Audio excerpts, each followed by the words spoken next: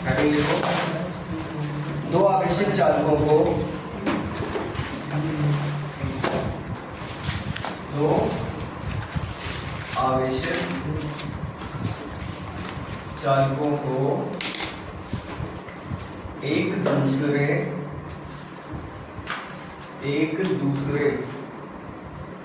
से जोड़ने पर आवेशों का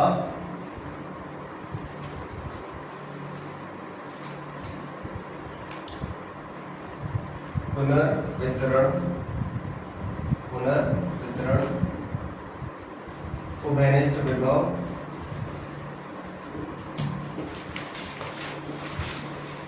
तथा ऊर्जा का ह्रास, यह हेडिंग है। ठीक है,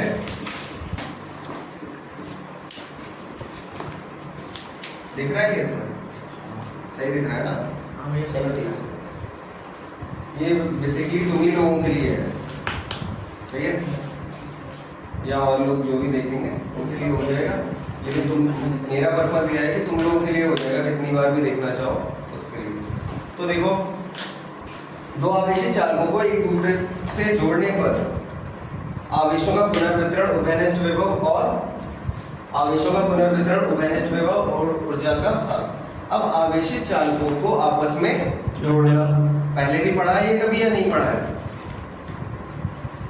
आवेशित चालकों को एक आपस में जोड़ना, किसी तार द्वारा या एक दूसरे से टच करा देना, ये सब चीजें पहले पढ़ी है कभी या नहीं पढ़ी? रिमाइंड आ रहा है कुछ?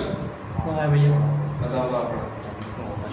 उसमें पढ़ा था विद्युत फ्लक्स, न्यूमेरिकल्स में पढ़ा था ना कि टच करा के हटा देते हैं, तो उसमें क्या होता था? जब टच करा के हटा देते थे तो क्या होता था? आवेश आधा हो जाता है। हाँ, दोनों के आवेश को मिला के आधा आधा बढ़ जाता था। दोनों के आवेश को मिला दो, जो आधा आधा आएगा उस मिले हुए आवेश का आधा आधा दोनों पे बढ़ जाता था। ये पढ़ चुके हो तुम, है ना? तो अभी क्या है, देखो क्या बताना चाह रहे हैं यहाँ पे, तुम्हें जो पढ़ना है, दो चालकों को जब आपस में मिलाया जाएगा, अब तुम वो चीज पढ़ोगे, ठीक है, कि दो आवेश चालकों को, और इस पे ध्यान मत देना, ठीक है, ये इस पे कोई ध्यान नहीं देना तुम लोगों को, तुम्हें ध्यान वही पढ़ना अपने नॉर्मल वे में जैसे पढ़ते हो, सही है। ये तो बस लगा दिया है, वहां लग जाएगा, ध्यान तुम्हारा वही यहाँ होना चाहिए, बस ये जहाँ रोकना है वहां रोक देना। तो दो आवेशित चालकों को आपस में जब जोड़ा जाएगा, तो फिर जब जोड़ने के बाद आवेशों का पुनर्वितरण, मतलब क्या है इस बात को कहने का? जब दो आवेशों को आपस में जोड़ा जाएगा तो आवेशों का पुनर्वितरण होगा। पुनर्वितरण का मतलब क्या होता है? बट जाएंगे, अलग अलग हो जाएंगे पहले से। दूसरी चीज, उभयनिष्ठ विभव, इसका विभव अलग है, मान लो इसका विभव अलग है। दो अलग अलग विभव वाले आवेशों को जब आपस में मिलाया जाता है तो काम जो होता है वो क्या होता है? उनका विभव सेम हो जाता है, ठीक है, क्या हो जाता है? उनका विभव सेम, पहले जैसा ही हो जाता है विभव। मेन वर्क जो होता है, आवेश सेम हो जाते हैं। ये तो इसलिए कर रहे थे हम उस समय कि दो आवेशों को मिलाया और Q1 + Q2/2 कर दिया, ठीक है। हर बार ऐसा नहीं होता है, वहां पे हम इसलिए कर रहे थे क्योंकि उन्होंने क्वेश्चन में कहा था कि समान प्रकार के हैं दोनों आवेश, समान, एक तीसरा समान प्रकार का बिंदु आवेश लाया जाता है, इस तरीके का वर्ड्स यूज होते थे, ठीक है। हर बार ऐसा ही नहीं होगा कि दो आवेशों को आपस में मिला के तुम हटा दोगे तो आवेश बराबर बराबर बढ़ जाएंगे, ऐसा नहीं होगा हर बार, सही है। लेकिन हाँ, हर बार एक चीज सेम रहेगी, जब भी दो चालकों को तुम आपस में मिलाओगे तो विभव सेम हो जाएगा। क्या सेम हो जाएगा? दोनों का विभव सेम हो जाएगा, भले से आवेश सेम ना हो, दोनों पे अलग अलग हो जाए आवेश। समझ में आई बात? क्या कहना चाह रहा हूं? जब भी दो चालकों को आपस में मिलाया जाएगा तो केवल एक चीज ऐसी है जो दोनों में क्या हो जाती है? सेम। क्या होता है वो? विभव। विभव सेम हो जाता है। ये बात तुम लोगों को याद रखनी है हमेशा कि जब भी दो अलग अलग आवेशों को आपस में मिलाया जाएगा तो उनका जो विभव होगा वो कैसा हो जाएगा? चलो देखो, माना दो अलग अलग चालक कैपिटल A व कैपिटल B हैं,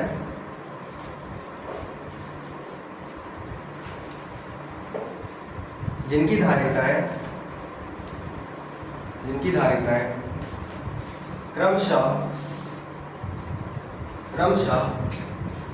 कैपिटल C1 व कैपिटल C2 है, जिनकी धारिताएं क्रमशः कैपिटल C1 व कैपिटल C2 है।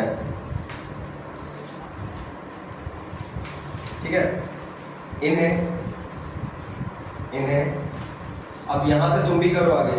ठीक है, करोगे ना? अब यहां से बस जो काम चल रहा है वो फेयर ही करते हुए चलना, पीछे जगह छोड़ के रखना नोट करने के लिए। इन्हें Q1 व Q2 आवेश दिए जाते हैं,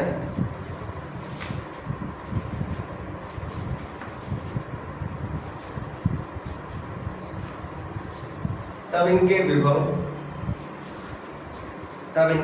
क्रमशः कैपिटल V1 व V2 हो जाते हैं।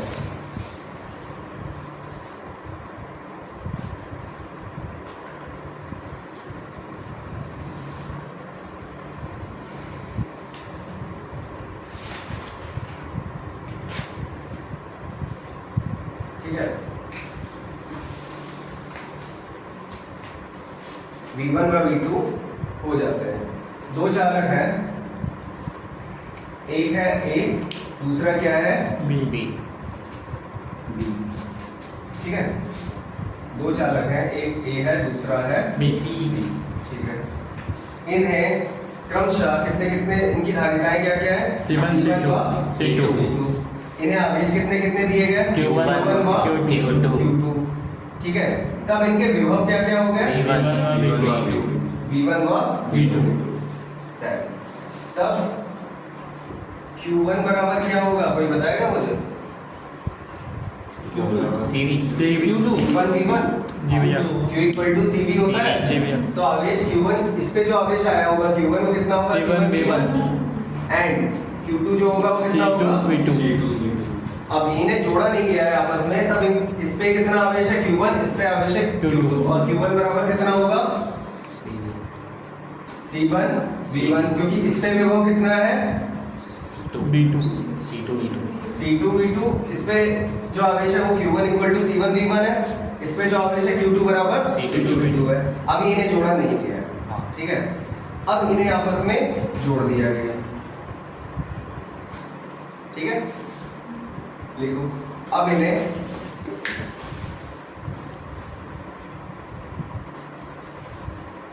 आपस में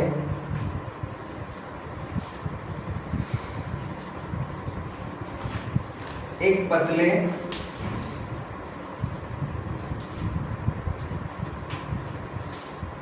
तार द्वारा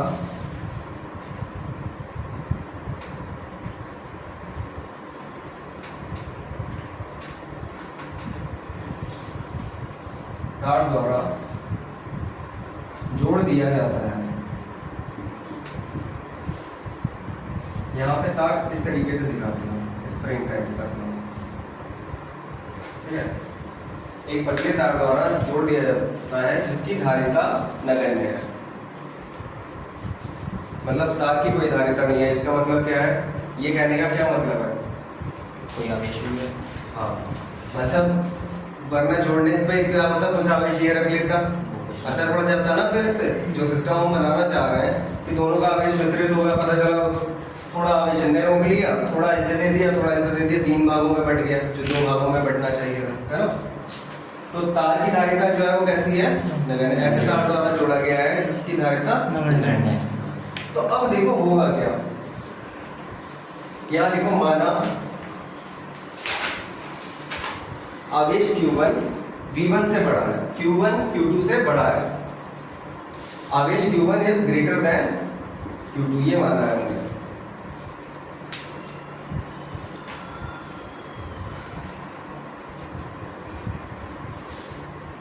तो अगर ऐसी बात है कि Q1 बड़ा था, Q1 जो था Q1 वो बड़ा था इससे, तो क्या होगा, A से B की ओर विभव जाने लगेगा। A का विभव ज्यादा होगा B से, आवेश बड़ा है तो इसमें विभव भी ज्यादा होगा ना। A पर ज्यादा विभव होगा किससे, B से।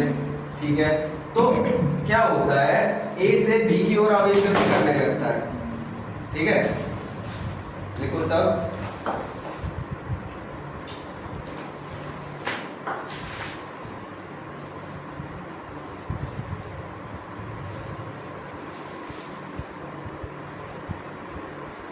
ए से बी की ओर आवेश गति करने लगता है।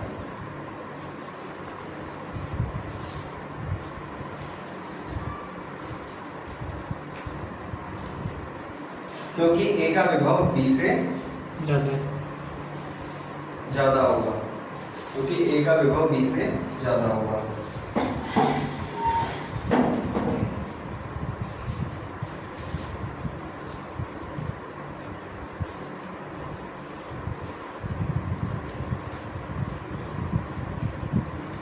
ठीक है। ए से बी की ओर धनावेश, ए से बी की ओर धनावेश तब तक गति करता है जब तक कि दोनों का विभव समान नहीं हो जाता।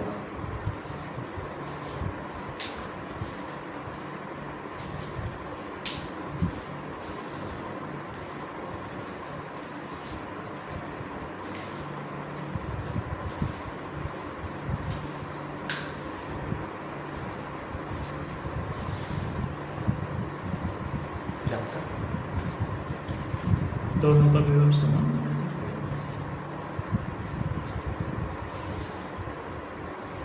इसे ही दोनों चालकों का उभयनिष्ठ विभव भी कहते हैं। इसे ही दोनों चालकों का उभयनिष्ठ विभव कैपिटल वी कहते हैं।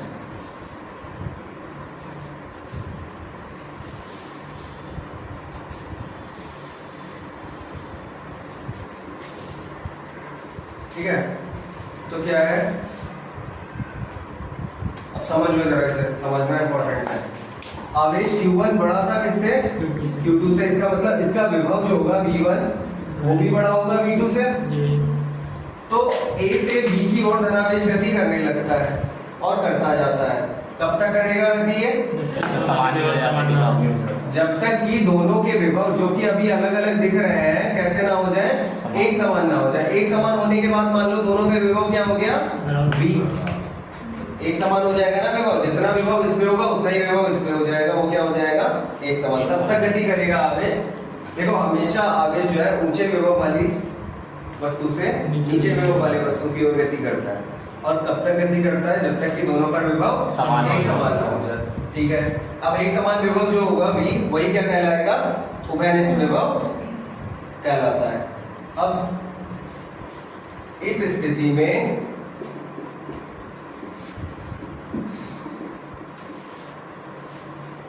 दोनों चालकों पर कुल आवेश कितना है? बताओ। Q1 plus Q2। हमें उभयनिष्ठ विभव चाहिए। क्या निकालना चाह रहे हैं हम अभी? उभयनिष्ठ विभव। उभयनिष्ठ विभव किसके बराबर होगा? V बराबर क्या होता है? Q अपॉन C, है ना? तो V बराबर Q अपॉन C का मतलब क्या? दोनों के लिए जब हम निकालना चाह रहे हैं उभयनिष्ठ विभव V निकालना चाह रहे हैं, तो दोनों का आवेश बटे दोनों की धारिता। तो यहाँ जो आवेश आएगा Q, वो दोनों का आवेश का योग होगा, व दोनों चालकों की कुल धारिता क्या है? C1 प्लस C2, है ना? आपको उभयनिष्ठ विभव तब उभयनिष्ठ विभव V बराबर क्या हो जाएगा? Q upon C। हाँ, मतलब Q1 plus Q2 upon C1 plus C2। तो V बराबर क्या हुआ? Q1 की जगह क्या रख सकते हैं हम? C1 V1 ऊपर पढ़ चुके हैं। और Q2 की जगह क्या रख सकते हैं? और अपॉन में क्या होगा? ये हमारा फॉर्मूला बन गया उभयनिष्ठ विभव का। दोनों चालकों का उभयनिष्ठ विभव। उभयनिष्ठ मतलब दोनों में जो कॉमन है, एक समान होने के बाद निकाल दो, नोट कर लो इसे। उभयनिष्ठ विभव V। अब देखो उभयनिष्ठ विभव तो आ गया V। आवेश इधर से इधर जा चुके हैं, आवेश इधर से इधर जा चुका है, यानी कि अब आवेश Q1 होगा क्या? पहले वाले चालक पर आवेश कितना होगा, Q1 होगा क्या? नहीं, अब तो दूसरे निकल चालक पर आवेश Q2 होगा क्या? बदल गए। परिवर्तन हो गया होगा ना। बदल गए। ठीक है, माना चालक A व B पर नए आवेश आ गए होंगे। अब ये नए आवेश Q1 डैश व Q2 डैश, ठीक है। इस पर अब Q1 नहीं है, Q1 से बदल के क्या हो चुका है, Q1 डैश, और Q2 इस पे नहीं रहा है, अब Q2 से क्या हो चुका है, Q2 डैश। क्योंकि यहाँ से ये ऊंचा विभव था, ये कम विभव था। ऊंचा विभव नीचा विभव, ऊंचे विभव से आवेश जाता है नीचे विभव की ओर, तो यानी कि इसने इसे कुछ आवेश दिया होगा, इसने कुछ आवेश लिया होगा।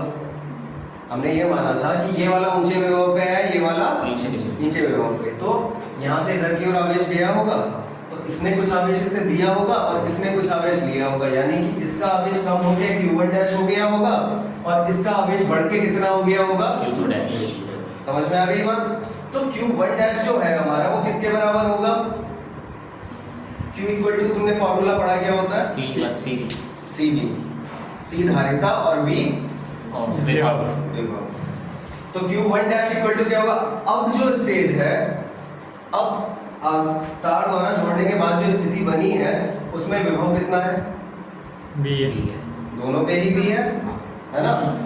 ठीक है, तो जो CV होता है उसमें V तो V ही हो गया, और धारिता कितनी है इसकी, C1 डैश, C1 डैश, नहीं धारिता तो उतनी ही रहती है, धारिता थोड़ी ना बदल जाएगी, है ना। अब ये है कि मान लो, देखो जैसे मान लो एक ये 50 लीटर का कंटेनर है, 50 लीटर ही आ सकता है इसमें। एक ये कंटेनर है, ये 25 लीटर का है, कितने का, 25। अभी इसमें पानी भरा हुआ है, इसमें कुछ भी पानी नहीं है, इन्हें पाइप द्वारा जोड़ दिया गया, पानी इससे इसमें जाने लगेगा क्या, जाएगा नहीं जाएगा, तो जाएगा, जाता रहेगा पानी इधर, धीरे धीरे कब तक जाता रहेगा, जब तक कि दोनों में पानी का लेवल सेम नहीं बन जाएगा, दोनों में समान ऊंचाई का पानी होना चाहिए, तब तक जाता रहेगा। ठीक है, यानी कि इसने इसे पानी दिया। अब अगर पूछूं मैं कि इसकी क्षमता कितनी है और इसकी क्षमता मतलब जितना पानी इसमें आ सकता है, इसकी क्षमता कितनी है, 50 लीटर। क्षमता तो अब भी 50 लीटर ही रही, वो तो कह रहा है और दो, है ना। पानी इधर से इधर चला गया, इसका मतलब क्षमता इसकी कम नहीं हो गई इससे। पर ऐसे ही इसने इसे आवेश भले ही दे दिया हो, लेकिन इसकी ताकत अब भी उतनी है, उतना ही आवेश ये अब भी रख सकता है। बताया था तुम लोग को, धारिता का मतलब क्या होता है, आवेश को ग्रहण करने की क्षमता, हाँ, क्षमता की माप। तो बस अब देखो यहाँ पे क्या है, Q1 इक्वल टू C1V, धारिता उतनी ही बनी रहेगी। अब विभव कितना हो गया है, V हो गया। अब Q2 डैश क्या होगा बताओ तो मुझे कोई, C2V, धारिता उतनी ही बनी रहेगी, विभव कितना हो गया है, V। ठीक है, then Q1 dash upon Q2 dash करा हमने, क्या होगा, C1V अपॉन C2V। इससे क्या समझ में आ रहा है तुम्हें, के बीच अनुपात निकल आया, यानी कि आवेश जो है बटने के बाद किस अनुपात में हो जाते हैं, धारिता के अनुपात, धारिताओं के अनुपात। ठीक है, लिखो, अतः ये पहले ये नोट कर लो, उसके बाद लिखो।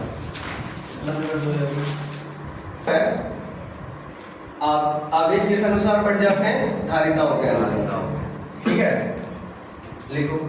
तो भैया ये सही भाग क्यों करा है इसे? हाँ, ये अनुपात में क्यों दिया, क्या बदला था देने का, अनुपात में क्यों लिया, मतलब ये आवेश जो बढ़ रहे थे, विभव सेम हो गया दोनों पे, आवेश बढ़ गया, तो उसके बाद हमने जब रेशियो निकाल के देखा तो V तो कॉमन था, कट गया। पता क्या चला हमें कि जिसकी जितनी धारिता थी उसने उतना आवेश ले लिया। देखो, अगर इसकी धारिता ज्यादा है यानी कि इस पे आवेश ज्यादा रहेगा, और इसकी धारिता कम है, मान लो C2 कम है तो इस पे कम रहेगा। अगर इसकी धारिता ज्यादा है तो ये भी ज्यादा होगा, और अगर इस मतलब धारिता C1 ज्यादा है तो Q1 डैश ज्यादा होगा, C2 ज्यादा है तो Q2 डैश ज्यादा होगा। समझ में आई बात? तो आवेश जो बढ़ते हैं ना, एक से दूसरे पे जाने का जो काम होता है वो किस अनुसार होता है? धारिताओं के अनुसार।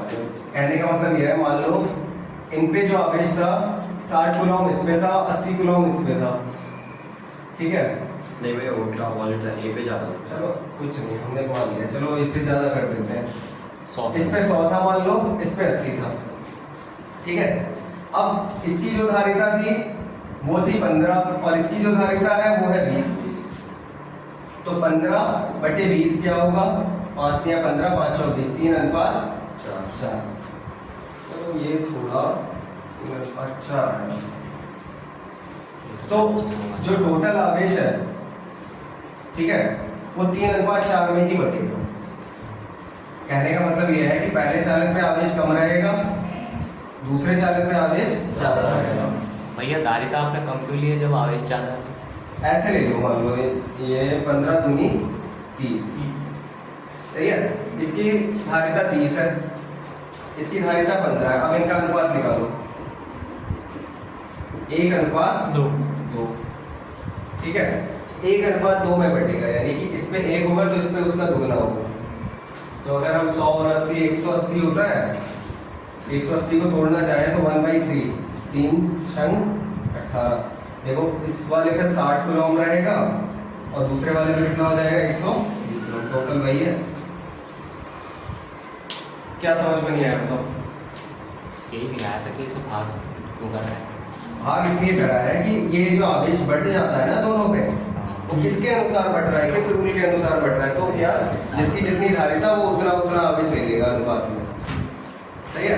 तो धारिताओं के अनुपात में बढ़ जाता है। चलो ठीक है, तो कर लिया था ये। अब आगे देखते हैं, लिखो बता। दोनों चालकों पर आवेश उनकी धारिताओं के अनुपात में बढ़ जाता है। दोनों चालकों पर आवेश उनकी धारिताओं के अनुपात में बढ़ जाता है।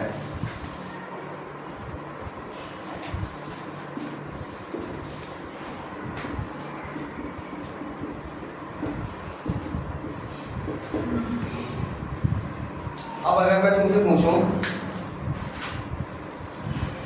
बढ़ जाता है, जल्दी जल्दी करो, ठीक है? अब आगे देखो, स्थानांतरित आवेश। स्थानांतरण हुआ है क्या आवेश का? स्थानांतरण का मतलब समझते हो? एक जगह से दूसरी जगह जाना। आवेश स्थानांतरित हुआ है क्या? हुआ है। तुम बताओ कैसा स्थानांतरण हुआ है, किस कहां से कहां गया है आवेश? ए से बी पर गया है, ठीक है? तो Q1 था पहले, Q1 था, इसमें से आवेश निकल के वहां चला गया और यहाँ पे क्या बच गया? Q1। स्थानांतरित आवेश बता सकता है कोई कैसे निकलेगा? भैया अंतर कर। मैं कह रहा हूं इसमें 100 कूलम आवेश था, ठीक है? 100 कूलम आवेश था, मानो 100 में से कुछ आवेश इधर चला गया, उसके बाद इसके पास बचा 70 कूलम आवेश। कितना आवेश स्थानांतरित हो गया? 30। कैसे पता चला?